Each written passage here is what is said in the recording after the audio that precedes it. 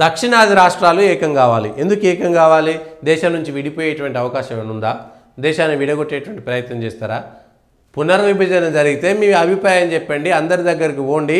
మేము కుటుంబ నియంత్రణ పాటించినాము, ఉత్తరప్రదేశ్లో బీహార్లో వాళ్ళు పాటించలేదు, ఇష్టం ఉన్నట్టుగా అక్కడ జనాలు పెరిగిరు అని మీరు అట్లా చెప్పడం ఒకటి. కానీ ప్రజలంతా చెప్పాల్సింది ఏంటంటే డెమోగ్రఫీ చేంజ్ అనేటువంటిది ఒకటి అంటారుగా, తెలుగులో సమానార్థకమైన పదం నాకు సరిగ్గా దొరకట్లేదు. కానీ తెలుగులో డెమోగ్రఫీ చేంజ్, జనాభాలో వచ్చినటువంటి మార్పు, జనాభాలో పెరుగుదలలో వచ్చినటువంటి మార్పు, జనసాంద్రతలో వచ్చినటువంటి మార్పు. 1947లో భారతదేశంలో ఉన్నటువంటి మతాల వారిగా హిందువులు, బౌద్ధులు, జైనులు, సిక్కులు, క్రిస్టియన్లు, ముస్లింలు వీళ్ళకు సంబంధించినటువంటి జనాభా ఎంత, జనాభా పెరుగుదలలో ఎవరు ఎంత శాతం ఉన్నది?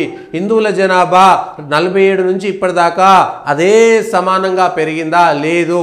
కానీ ఇతర మతస్థుల మైనార్టీల యొక్క జనాభా మాత్రం విపరీతంగా పెరగడానికి, ఆ పెరుగుదలలో శాతానికి ఎందుకు పెరిగిందనేటువంటిది ఒకసారి చూడాలి.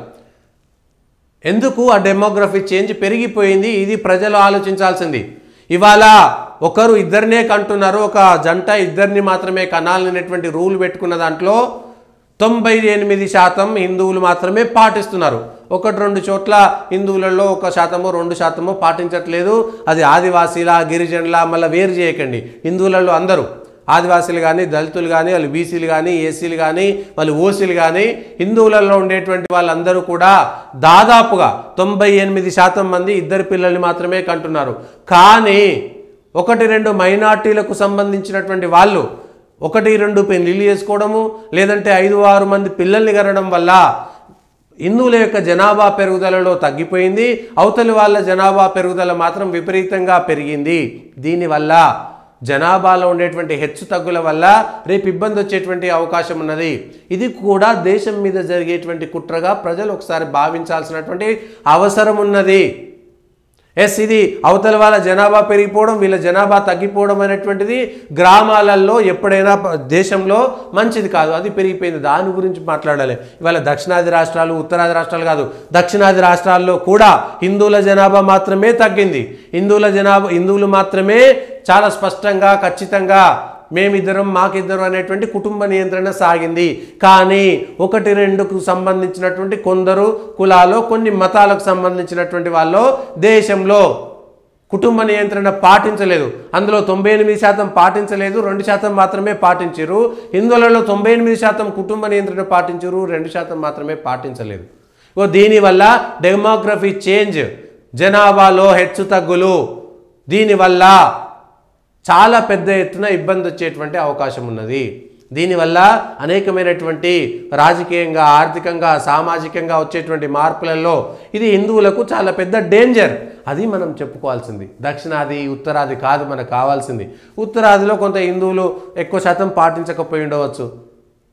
ఇవాళ నిన్న ఈ దక్షిణాది రాష్ట్రానికి సంబంధించినటువంటి ముఖ్యమంత్రి మీ గురువు గారు చంద్రబాబు నాయుడే ఇద్దరు పిల్లల్ని కనాలి, ఇక్కడ ఆయనకు ఒక్కొక్కడే కొడుకు, ఆయన కొడుకు ఒకడే కొడుకు కాబట్టి ఇద్దరు పిల్లల్ని కనాలి. హిందువుల జనాభా తగ్గిపోవడం అనేటువంటి దేశానికి డేంజర్. మనం ఆలోచించట్లేదు, మన చరిత్ర నుంచి పాఠాలు నేర్చుకోలేకపోతున్నాం. అది ఇక్కడ ముఖ్యమంత్రి గారు చెప్పేది. మీరు కేరళకు పోయి చెప్పినా, ఎవరికి పోయి చెప్పినా మొక్కేది ఒకవేళ ఈ జనాభా ప్రాతిపదికన పునర్విభజన జరిగితే కొన్ని రాష్ట్రాలకు ఇబ్బంది వస్తుంది. ఎందుకంటే గత 30-40 సంవత్సరాలుగా క్రమశిక్షణతోటి కుటుంబ నియంత్రణ పాటించినటువంటి రాష్ట్రాలకు ప్రోత్సాహకం తగ్గిపోయి, మీరు జనాభా ఉంది కాబట్టి మీరు ఇక్కడ సీట్లు ఎక్కువ పెంచాలంటే మీరు యూపీలో, బీహార్లో ఇష్టానుసారంగా పెరిగిపోతే ఇక్కడ కూడా ఇబ్బంది ఉంటుంది. జనసాంద్రత ఎక్కువగా ఉన్నటువంటి రాష్ట్రాల పరిస్థితి, ఎందుకంటే ఇవాళ బంగ్లాదేశ్లో ఇష్టానుసారంగా పెరగడంతో అత్యధిక జనసాంద్రత ఉన్నటువంటి దేశంగా బంగ్లాదేశ్ ఉంది. ఎందుకు ఉందనేటువంటిది నా నోటితో చెప్పాల్సిన అవసరం లేదు. ఇష్టానుసారంగా ఉంది బంగ్లాదేశ్లో. ఏం లేదు, పిల్లల్ని కనడం ఇంకా వేరే పనే లేదు.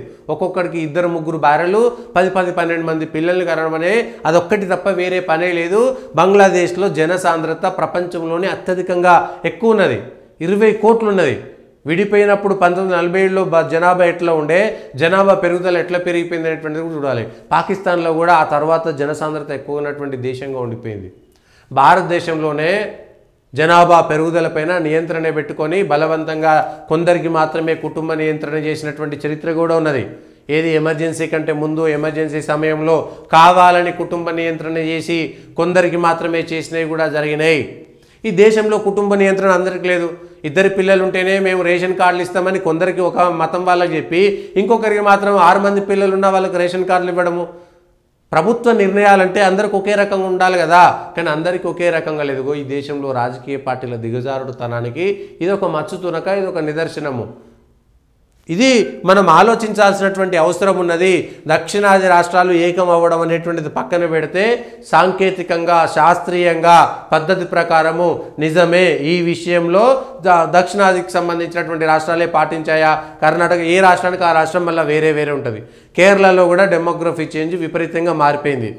మీరు మళ్ళా కేరళలో కుటుంబ నియంత్రణ కూడా ఇక్కడ కేరళలో 43-45 నుంచి 48% మాత్రమే హిందువులు ఉన్నారు. హిందువులలో మాత్రమే కుటుంబ నియంత్రణ జరిగింది, ఇంకా కొందరిలో జరగలేదనేటువంటి విషయాన్ని కేరళలో అధికారికంగా ఇచ్చినటువంటి అక్కడ ఉన్నటువంటి జనాభా లెక్కలే చెబుతున్నాయి.